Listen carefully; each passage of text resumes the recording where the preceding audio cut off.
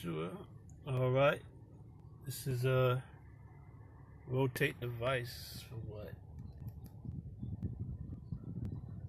Anyway, I'm out here. We got the vote here in Nashville tomorrow, and so I'm out putting out my signs for Amendment 1. We're voting for on Amendment 1 for the Police Community Oversight Board. Right. So I'm putting my signs out at Glen Cliff High School, and as I was getting ready to leave, cop in his squad car comes in, creeping in behind me, slow creeping, like following me around the back of the school. So I decided to go pick up I had already put in an order for Korean food. So I went and picked up my order for the Korean food. And now I'm going to go back up here to Glen Cliff High School, see if he messed with my signs or whatever. And I'm just going to be prepared and on point in case he tries to pull me over or something this time. Got registered tags, seat belt is on, lights are on. I'm pretty sure I don't have any broken tail lights, so he don't have any reason to bother me, but we'll see if he does. But I want to see if he messes with my sign. Well, I put two of them out actually. They have the police, and particularly the Fraternal Order of Police, are against being accountable to the people. They don't want this community oversight board that will have the power to investigate the police department, which is why we here in Nashville, really everywhere, why you need to vote in this election if you haven't already early voted where you live, and you don't have early voting where you live. This is why you really need to get out and vote, because this is where we have some power, where we can have say-so over what happens in our communities. And in these midterm elections especially, you have a lot of local stuff on your ballot. It's not just voting for Congress, or even during the presidential election, just voting for president. You think all that's corrupt or whatever. There's a lot of stuff that's close to home that you do have a lot of say-so over and power over, that you need to be aware. I think this is the cop here. So I'm going to drive through here. I'm not going to be intimidated by the fact that it's a cop here. He can sit there if he wants to. That's him. I'm going to come through and see if he messes with my signs or not.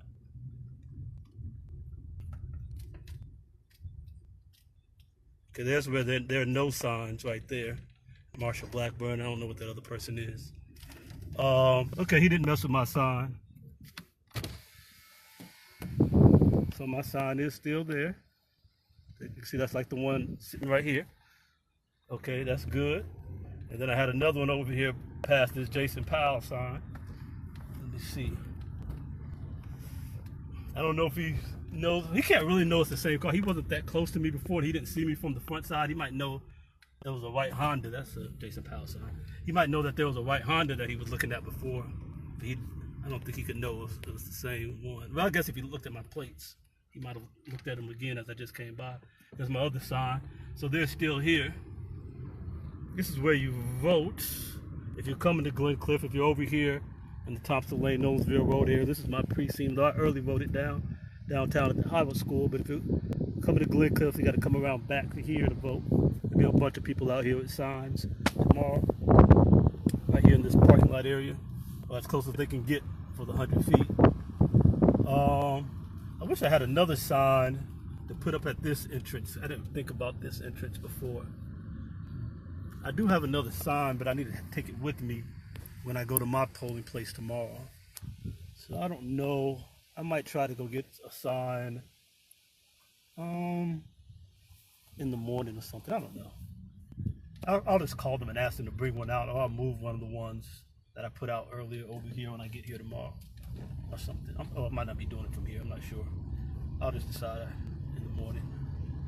All right, I'm going back out the other way, so I don't have to go back past the cop, because they'll use that as an excuse too.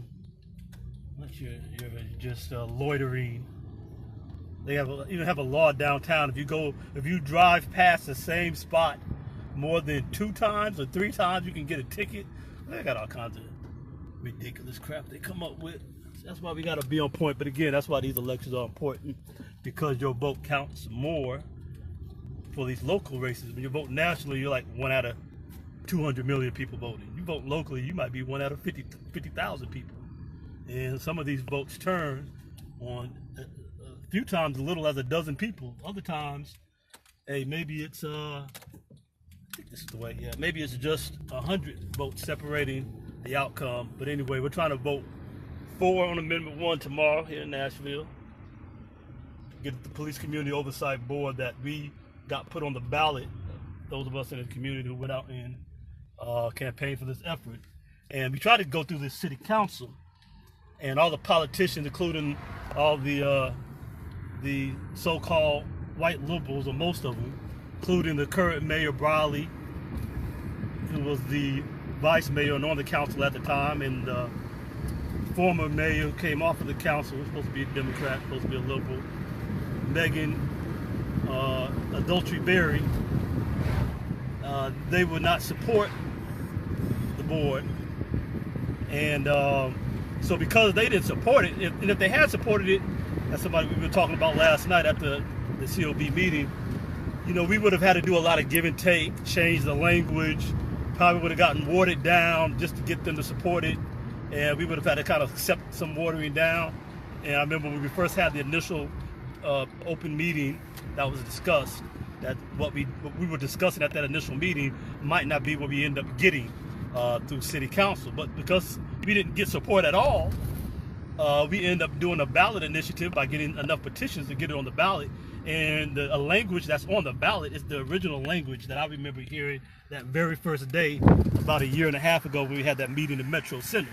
So because they didn't support us, it's going to turn out, if we go ahead and win this vote, like I think we probably will, then we're going to end up getting a strong version of what we wanted in the first place, rather than a weaker negotiated version.